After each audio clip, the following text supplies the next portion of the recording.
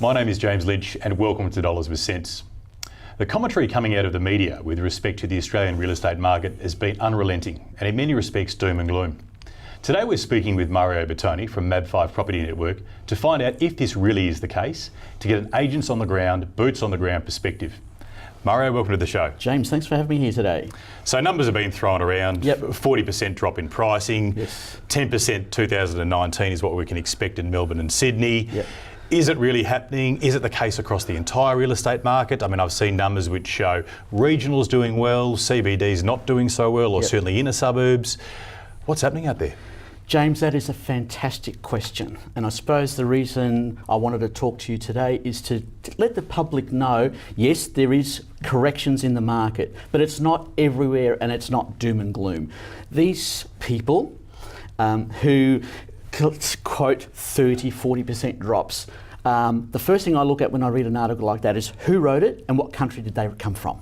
Okay, if you look at the Melbourne market and you look at the Sydney market, it is correcting itself. However, the Melbourne market in certain pockets has only corrected itself 1.5%. So these people who go, oh, it's dropped 40% or 50% or 30%, I actually got no idea where they get their figures from. There are areas around Melbourne, which you're correct, and around Sydney, but predominantly Melbourne, being a Melbourne person, right? It's actually gone up. Now, we go up 0.5, 0.2, 0.4%, but it's still up. So I suppose I'm sick and tired of all these naysayers, right? It's time that all the agents banded together, right? Stop listening to or reading these negative articles and talk to the actual public, because the public are still wanting to sell and the public are still wanting to buy. Look, certainly one of the drivers which we've identified on the show and a lot of people talk about is the availability of money and credit. Yes. And that's had a huge effect, certainly on the real estate market. I mean, look, certainly the demand's still there. People still want the property, but if they don't have the money to purchase it, then they're unable to do so. Interest rates have remained on hold. Yes. But internationally, it's likely that interest rates are going to go up, okay, making it even harder or more expensive, certainly for local people to get money, okay? We talk about the market correcting itself and property prices to certainly stabilise, if not go up in the next sort of 12 to 18 months. What are the drivers that's going to allow this to happen? Supply and demand is there, right? We need flexibility through the government and the bureaucracy. We need flexibility through the banks. We need flexibility at red tape level. For argument's sakes, and I know I've spoken a lot about it, is land. There is sufficient land out there to be subdivided to create homes, to build homes and units and townhouses, whatever. However, the red tape that's behind for a developer, even for a mum and dad who's got a big block of land and they want to subdivide and put 2 units or 1 unit on it, the red tape they've got to go through just to get a permit is horrendous. Right. This is where I feel that we're being held up. Now with the banks, yes, as of January 1, in some areas they've relaxed some of their lending rules to interest-only loans. Well, there was certainly commentary coming out, certainly after APRA lifted the interest-only lending cap on banks, but also I think the lending calculators or the calculators they were using to identify people's serviceability, I think they're encouraging them to relax them a little bit there as well. Correct.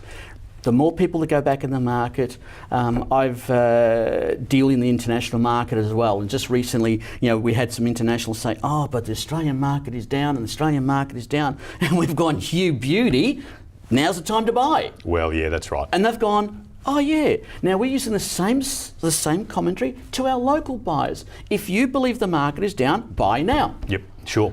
The interesting fact is, and people again will agree or disagree, if you have a look at the lowest prices that people are buying now, it is higher than the peak from a few years ago. Yeah, sure. Go figure. Okay, right. So certainly out of our discussion today, I mean, I can identify a couple of sort of things really, both regulatory related. Certainly there are regulations attached to land development and real estate development, and then of course the availability of credit and then what's happening in the banks. So perhaps loosening those things up will sort of, again improve the real estate market to a certain degree. What's your expectation for the next 12 months, sort of 2019? Look, my expectation is the market will continue to correct itself at a slower rate. There's this commentary that it's going to go down and we're in doom and gloom and you hear all of that. I believe supply and demand. And now, we're looking at pockets. Yes. Some pockets are still in high demand. Sure. So therefore prices are they'll either stay or go up. Yes. So we're only talking pockets. Okay, now what are these pockets? Because I'm sure, look, I'm dying to know, and I dare say everybody watching is dying to know as well. Well, look, you've got the you've got the first home buyers, you've got the house and land packages. Yes. Believe it or not, the units, the apartments are being developed now. Unfortunately, they're going to stay at a relatively higher price only because the entry level was high, right? So the developer's not going to make that profit. He still has to make a profit to make it viable, right? The resale market, that is just, right, again, supply and demand. And we're going through what we go through every year. We've got Christmas, we've got holidays, things slow down, people, and now that they're going back to work, going back to school, they've got, I've got to be in that school zone, I've got to do this. So supply and demand will make the properties either stabilise or grow up fractionally, right? We are not going to have that, right? We're not going to have, and I dislike words like boom and bust and all of that. We're having, to me, the next 24 months is better than steady she goes, but get in there and get in there now. My strongest recommendation to all the agents out there and anyone involved in property, get out there, start talking it up, bring it back into existence, because we're sick and tired of these naysaying Australia's doomed and gloom, because we are the lucky country, and when you own property in Australia, you own it. Thank you so much, Mark. Couldn't have summed it up better myself. James, thank you very much.